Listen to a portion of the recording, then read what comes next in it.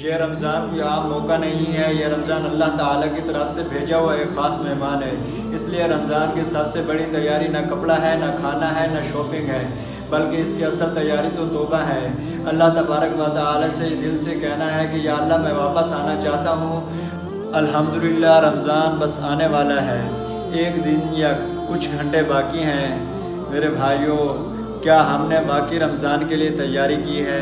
الحمدللہ رمضان آنے والا ہے، کچھ وقت یا کچھ گھنٹے یا ایک دن باقی ہے رمضان آنے سے۔ ہر طرف تیاریاں ہو رہی ہیں، راشن خریدا جا رہا ہے، کھجوریں خریدی جا رہی ہیں، لیکن آج ایک سوال ہے، کیا ہم نے خود کو رمضان کے لیے تیار کیا ہے؟ رمضان صرف بھوکا رہنے کا نام نہیں، رمضان صرف افطاری کا نام نہیں، رمضان صرف تراویح کا نام نہیں، رمضان اصل میں دل کو تبدیل کرنے کا نام ہے۔ ذرا سوچیں، اگر کوئی مہمان آپ کے گھر میں آئے تو آپ کیا کرتے ہیں؟ گھر کو صاف کرتے ہیں، کمرے کو صاف کرتے ہیں، بستر بدلتے ہیں، خاص کھانا تیار کرتے ہیں۔ کیوں؟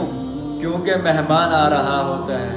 اور رمضان کون ہے؟ یہ اللہ کی طرف سے ایک خاص مہمان ہے، لیکن افسوس ہم نے گھر صاف کر لیا، فریج بھر لیے، بازار خالی کر دیا، لیکن دل صاف نہیں کیا۔ رمضان کی سب سے بڑی تیاری کیا ہے؟ دل کو صاف کرنا، گناہ چھوڑنا، اللہ سے صلح کرنا، یہی اصل تیاری ہے۔ ہم سب چاہتے ہیں ہمیں رمضان مل جائے، ہمیں تراویح مل جائے، ہمیں شب قدر مل جائے، لیکن ایک سوال اور، کیا ہم رمضان تک پہنچ بھی پائیں گے یا نہیں؟